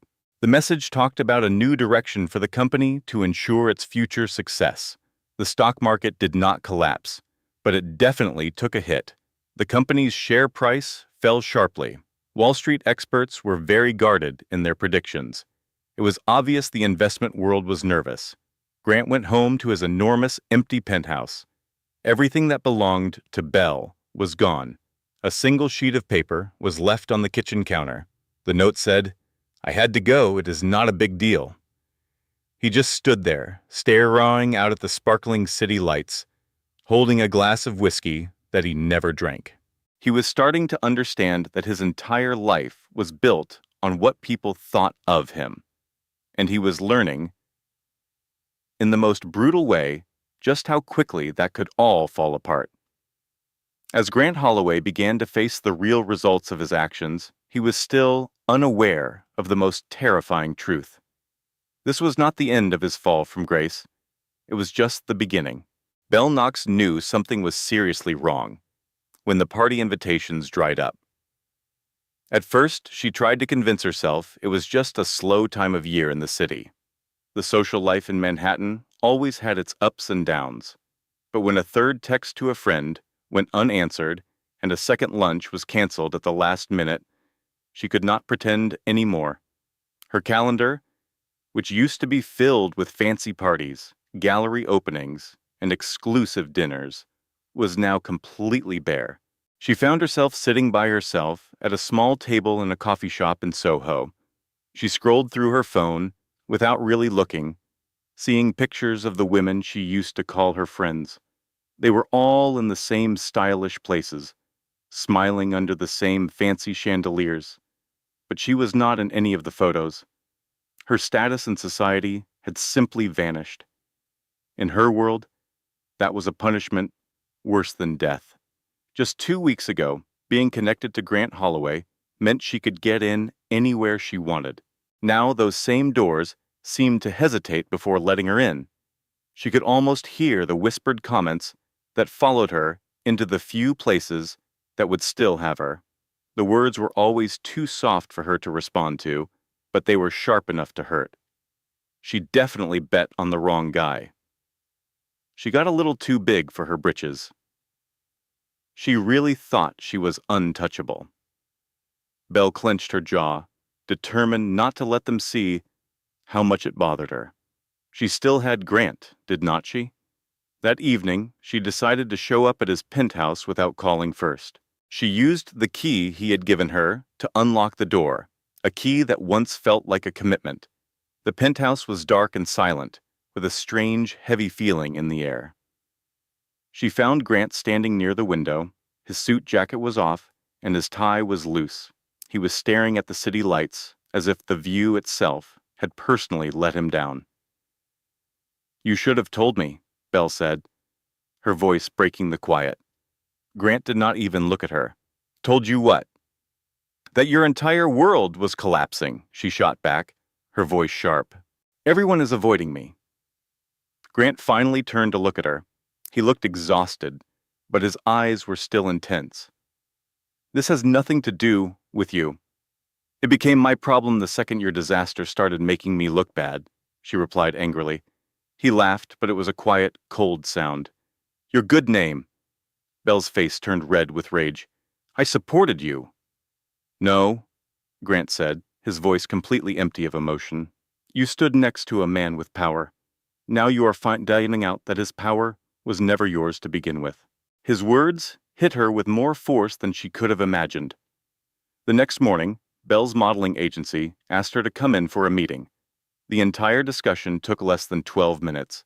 They mentioned a possible conflict of interest. They talked about how unpredictable her public image had become. They did not cancel her contract right away, but they did say it would not be renewed. It was a polite way of firing her. That afternoon, her phone buzzed. It was a different brand, cutting their professional ties. It was another door slamming shut right in her face. Around the same time, the name Marilyn Lynn Parker started coming up in conversations that Belle was very clearly not a part of. People were not talking about her like she was some exciting piece of gossip anymore. They said her name with a new kind of seriousness, with respect, and with a sense of admiration. It was as if the whole city was trying to make up for a past mistake. Belle made one final, desperate attempt to save her career. She called a journalist she knew, offering him a secret story about Grant's divorce. Her attempt to blame someone else was pathetic. The story was never published. Instead, a mutual friend gave her some quiet advice. "Nobody is going to print that story. Not about Lynn Parker, and especially not now." That night, Belle packed up her belongings from Grant's apartment. There were no arguments, no tears. The only sound was the soft swish of her clothes being put into her suitcases. She left the key on the kitchen counter, next to the glass of whiskey Grant had been staring at for days. At the same time, on the other side of town, Lynn was sitting in a sunny, cozy apartment that Julian had set up for her. She was gently rocking one of her newborns, trying to get the tiny infant to fall asleep. Her other two babies were already sleeping peacefully in their cribs. Belle was the last thing on her mind. Lynn did not have to think about her ever again. The woman who had schemed to take a wife's place had just learned a very hard lesson. You cannot climb up by holding on to a man who is destroying his own family. You just fall down with him. And as Belle Knox disappeared from the high society scene she had tried so hard to enter, the damage from Grant Holloway's choices kept spreading. It affected everyone who had wrongly believed that being near a powerful man would protect them from the consequences. Grant Holloway stood on the pavement outside the hospital for almost 10 minutes, finding it impossible to make himself walk through the doors. The building looked exactly the same, but for him, everything in his life had been flipped upside down. The automatic glass doors once felt like the entrance to his personal kingdom. Now, they seemed like a wall he was forbidden to cross. He nervously adjusted his coat, a habit born from deep anxiety, not pride, and then he stepped inside. The woman at the front desk looked up from her work. "Can I help you?" she asked. "I am here to find Marilyn Parker," Grant said. His voice came out as a whisper, as if saying her name softly could somehow change his terrible situation. The receptionist stared at her computer screen for a moment. "I'm sorry, sir, but I do not have anyone registered with that name." Grant felt a lump form in his throat and had to force himself to swallow. "What about Lynn?" he asked, his voice strained. She thought about it. "Room 612, but you should know. Visiting hours end in 20 minutes. He nodded quickly and turned around before she could notice the relief that washed over his face. The hallway was quiet, almost too quiet. The sound of his own expensive shoes clicking on the shiny floor seemed to echo loudly. Grant paused right outside the door, his hand hung in the air, as he suddenly realized he did not know what to say. Apologies felt like a language he did not speak. Admitting he was wrong was even more difficult. But he finally understood that this was not a business deal he could negotiate. He knocked gently on the door, and a calm voice from inside said, "Please, come in." Lynn was sitting in a chair next to the window, holding a sleeping baby. Her other two babies were resting peacefully in their cribs nearby. The soft glow from the city lights outside lit up her face. She looked very tired, but she also seemed completely at peace. She had a calmness he had never seen in her before. Grant quietly shut the door behind him. "You look beautiful," he said. She completely ignored his empty words. "Why are you here, Grant?" she asked. He was not prepared for her to be so direct. "I had to see you," he said. "I needed to talk to you." Lynn gently repositioned the baby in her arms and then looked directly at him. "You have had many opportunities to talk." He let out a long, tired breath. I did not understand what was happening back then. "No," she replied, her voice completely calm. "You understood perfectly. You simply decided that it was not important to you." Her words felt like a physical blow. "That is not fair," he mumbled. She tilted her head just a little. "Is it not?" The silence filled the room, with only the soft, steady beep from a hospital machine breaking it. In that quiet moment, all of Grant's usual confidence seemed to vanish. "I am no longer with the company," he finally confessed. "The board voted me out. The investors are gone. It is all gone." Lynn just sat there and listened to him. It was impossible for him to know what she was thinking. "I never wanted any of this to happen," he added in a low voice. "And that is the real problem," she said gently. You never thought it would actually happen to you. Grant moved a step closer, his voice dropping to a desperate whisper. Please, Lynn, we can still fix this. For the children. The word felt like poison in the air between them. Lynn's face showed no anger, just a cold and firm resolve. Do not you dare use them to try and manipulate me. They are my children too, he protested, but his voice was weak. And you walked away from them long before they were ever born, she said. Her tone was quiet, but absolute. Oh, this is not how things were supposed to go. Grant's shoulders slumped forward in complete defeat. I have made some terrible mistakes. Yes, you have, Lynn agreed softly, and every choice has a consequence. His eyes moved around the room, taking in the new lives he had almost destroyed. I do not want to be your enemy, Lynn. I am not looking for an enemy, she answered. I am looking for you to leave, so that we can live in peace. He opened his mouth to say something, but no words came out. He was out of excuses and had no more power to use against her. The only thing he had left was a deep feeling of regret, a feeling that had come much too late. He said quietly, I will accept whatever you decide. She gave him a short, firm nod. You will accept what the court decides, she corrected him. Grant walked toward the door, then stopped with his hand on the handle. I never realized how strong you truly are. Lynn looked him in the eyes one last time. A single thought became clear in her mind. I did not need to become strong. I only had to remember the strength that was always inside of me. Grant turned and left without saying another word. Lynn looked down at her sleeping baby, watching the tiny chest rise and fall with each breath. She leaned over and kissed the baby's forehead. For the first time in what felt like forever, a deep sense of peace washed over her. The man who had tried to break her came back asking for mercy, only to find out she no longer needed him for anything. Her custody hearing was set for a Tuesday morning. The hallways of the courthouse smelled like fresh coffee and floor polish. Marilyn Lynn Parker came in by herself, wearing a simple outfit.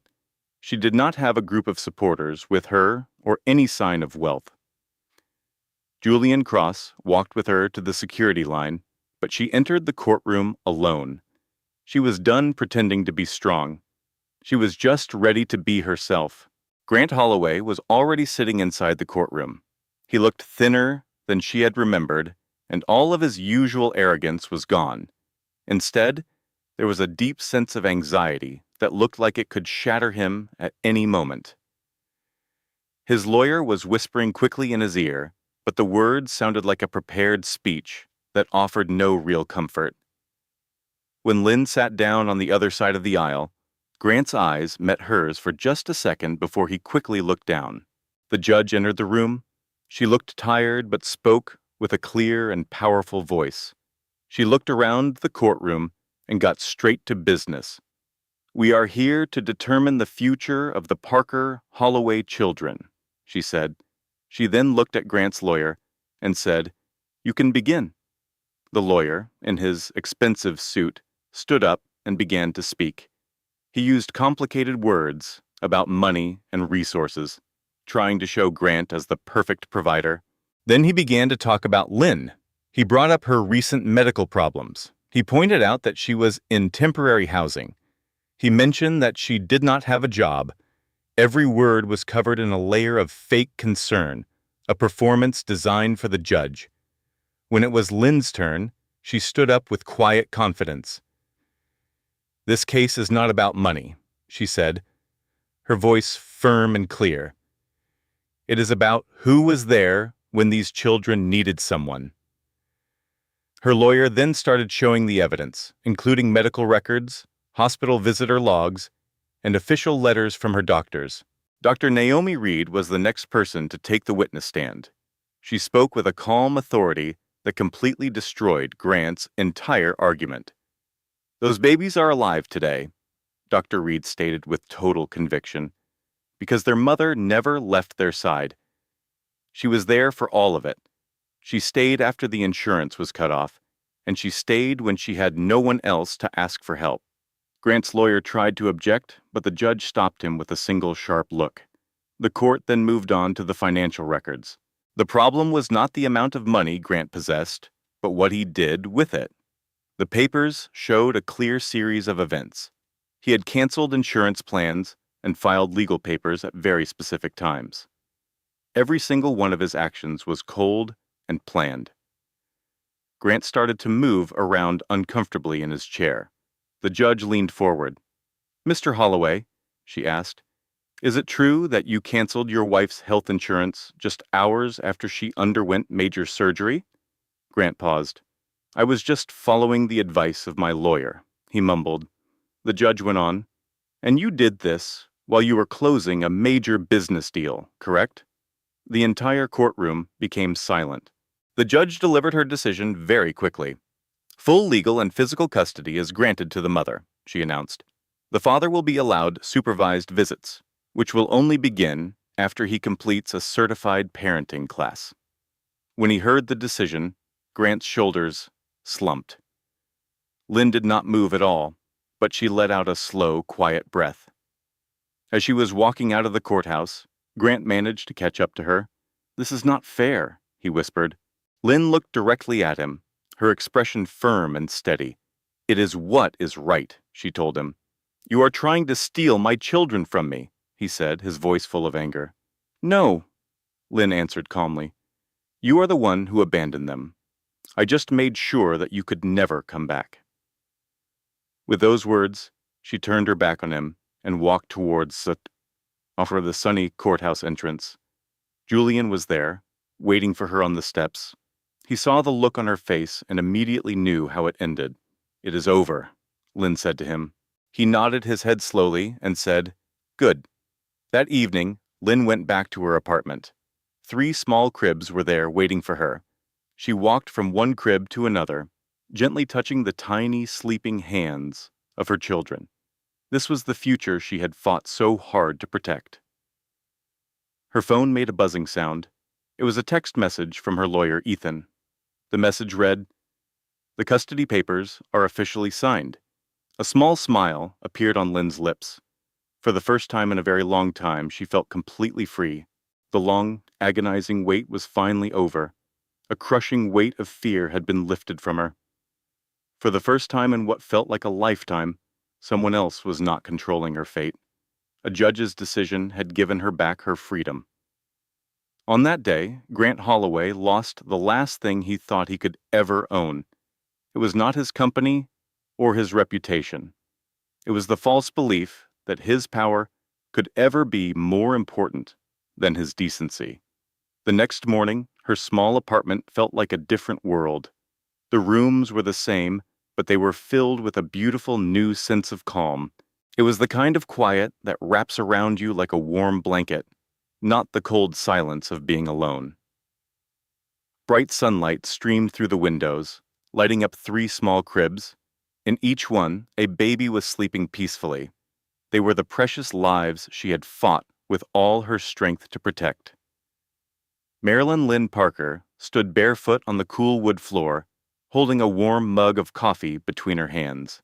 She was sipping real coffee, not the bitter stuff from a hospital vending machine. As she watched the steady, gentle breathing of her children, a deep feeling of peace settled over her. 3 months went by. The final details of the Parker Hale Trust were settled without any trouble. The entire matter was handled in one meeting with a large stack of papers. Her lawyer, Ethan Cole, confirmed the news with a steady, reassuring voice. He told her, "Everything is yours now. You have complete control." Lynn just nodded slowly, letting the truth of his words sink in. After losing so much, money felt like just a practical thing. Her only goal was to use it to build a safe world for her family. She did not buy a huge mansion or disappear to a private island. Her plan was for something much more meaningful. The very first thing she did was pay every single medical bill. She paid for every nurse, every doctor, and every day her babies spent in the hospital. Then she started a foundation at that same hospital. It was created to help other parents who had premature babies. She did all of this quietly, without asking for any recognition. After that, she returned to her normal, everyday life.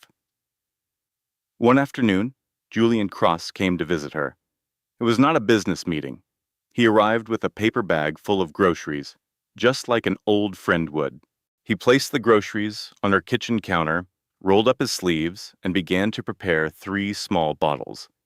She could not help but laugh, watching this very powerful man figure out how to mix baby formula. "You know you do not have to do that," she said to him. Julian looked up with a warm smile and said, "I know. That is exactly why I am doing it." Their friendship grew slowly over time. It started with respect for each other and grew into a deep and trusting bond. Julian never made demands.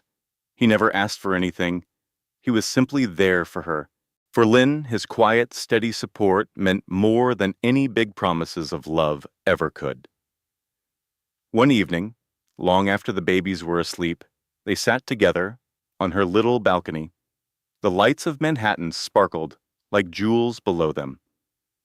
Julian turned to her, his expression serious. He said, "I do not want to be the man who just showed up when your world was falling apart.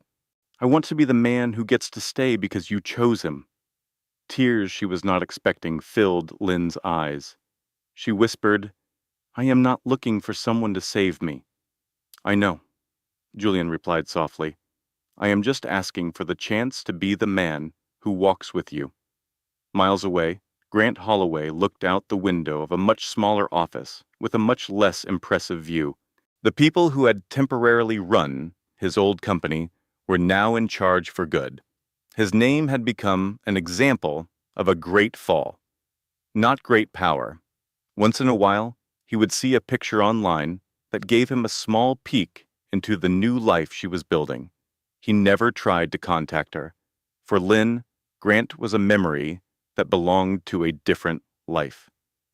Then, on a quiet Sunday afternoon, while Julian was on the floor playing with the 3 children, he asked her a question that would change everything. It was not a grand public display. With just the 2 of them there, and with no ring in his hand, he simply spoke from his heart. He asked, "Will you build a life with me?" Lynn looked at her children, and then she looked at the man who had always honored her strength. "Yes," she said, with no hesitation at all. In the end, her greatest victory was not about getting revenge. It was about winning the freedom to choose her own path, to feel safe, to love, and to build a life that was completely her own. At last, Lynn Parker was closing the book on the most difficult time in her life and was starting to write a new story. She felt strong, complete, and finally at peace. Their wedding was not a huge New York City affair, but it was perfect for them. Instead of bright camera flashes and news reporters, they were surrounded by a beautiful garden with a view of the Hudson River. The warm afternoon sun shone through the leaves of the trees, as if nature itself was giving them its blessing. The garden was set up with simple white chairs, tasteful flowers, and 3 tiny bassinets right in the front row. The only people there were the few who had shown them true love and unwavering support. Marilyn Lynn Parker walked down the aisle with slow, steady steps. She felt no nerves at all. She just wanted to enjoy every single moment. The air smelled sweet with spring flowers and freshly cut grass. At the altar, Julian Cross was waiting for her, his face calm and full of love. When he took her hands, he did not talk about destiny or fate. Instead, he told her a simple, honest truth. "We are a choice we make," Julian said, his voice quiet but firm. "We choose each other every day, and we will especially choose each other on the hard days." Lynn's eyes shimmered with emotion as she nodded. "That is all I have ever wanted." The ceremony ended just as the sun began to set. Later, while their guests were enjoying the party, Lynn took a quiet moment for herself at the edge of the garden. She looked down at her sleeping babies, watching the gentle movement of their tiny chests as they breathed. It was a peaceful sight she had once been terrified she would never get to see. Julian came and stood beside her, softly taking her hand. Across the city, in a different building, Grant Holloway watched that same sun go down from an office he would be leaving for the last time. The room around him was empty and quiet, the busy team that once worked there now long gone. His phone buzzed with a news alert. A major business award had just been given to someone else. He swiped the notification away without reading it. Grant had tried to start new companies and make smaller deals, but he could never get back the power he once had. It was not because he had lost his business skills. The simple truth was that trust, once it is completely destroyed, can never be put back together again. Sometimes he thought about Lynn, not with anger anymore, but with a deep, empty feeling of regret. He had spent his whole life believing that his money and influence meant he would never have to face consequences. In a strange turn of events, it was that very belief that cost him everything that truly mattered. Back at the wedding, Lynn raised her glass for a toast. It was not a speech about winning, but a simple thank you. To new beginnings, she said softly, and to the people who stay with you at your lowest moments. She never said Grant's name. She did not need to make a big announcement about her success. His own bad choices, I know, along with time and the justice system, had already decided his fate. As the sky grew dark, Lynn held one of her babies. Julian held the second, and a dear friend held the third. Their new, wonderful family stood together, ready for whatever came next. Much later that night, after everyone had gone home, Lynn stood by a window in their new house. She turned the warm gold wedding ring on her finger. She remembered a cold hospital hallway where she thought she had lost everything. A small smile appeared on her face, but not because she had won some game, but because she had survived. She had built a new life for herself out of the ruins of her old one, and found happiness in her own way. Grant Holloway would probably spend the rest of his years trying to explain his actions. Lynn Parker, on the other hand, would be too busy living, and that was the only victory that was ever important. She had learned that true justice is not about watching the person who hurt you fail. It is about finding your own peace. Her story was written in the beautiful, quiet life she created without him. It was a life full of love, real respect, and all the good things he once told her she could never have on her own. That is how Lynn truly won. If you have been listening this whole time, if this story connected with you, you might see a part of your own life in it. It might remind you of a time when things felt incredibly unfair. Perhaps this story reminds you of a time you were left behind, or when someone saw you as less than you are. It might make you remember a moment when you had to start over from the very beginning, with only your own strength to rely on. Stories like this one are important. They remind us of a simple truth we often forget. In the busyness of our lives, we do not get to choose everything that happens to us, but we always get to choose how we are going to face it. As the wise philosopher Epictetus said a long time ago, the real power is not in the event itself, but in how you react to that event. Lynn's victory did not come from destroying someone else. She won because she chose to act with dignity when most people would have chosen to act with anger. She chose to build peace for herself instead of starting a war. She chose the quiet strength of caring for her family over the loud and empty display of money. Real healing starts when we can look at our own past without feeling bitter and decide to walk into the future with grace. If this story spoke to you, let it be a quiet reminder of the strength you have inside. Your worth is not decided by the people who walked away, the ones who caused you pain, or anyone who ever tried to make you feel small. What truly shows who we are is our power to stand back up, quietly and with purpose, no matter how many times life knocks us down. If this story has touched your heart or given you a little bit of hope, we would love to know. You can tell us by liking this video. You could also share it with a friend who might need to hear a hopeful message tonight. And please, subscribe to our channel so that you will not miss any more stories like this one. Your support and the time you spend with us mean more than we can say.